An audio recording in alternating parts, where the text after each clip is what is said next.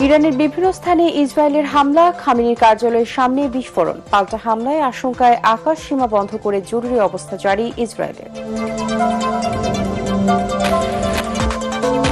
Governor নিয়োগের সরকারের সিদ্ধান্ত দুর্বল ও অস্বচ্ছ, অভিযোগ সিপিডির দুর্নীতি কমাতে ন্যায়পাল নিয়োগের সুপারিশ।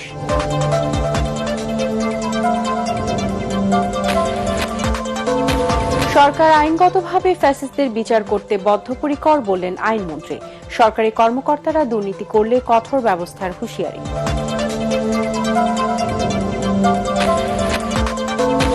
গ্যাস সিলিন্ডারের সংকট কাটলেও দামে স্বস্তি ফেরেনি দাবি ভোক্তাদের। তোয়াক্কা নেই সরকার নির্ধারিত মূল্যে, সিন্ডিকেটের দৌরাত্ম্যের দর বেড়েছে বলছে ক্যাব।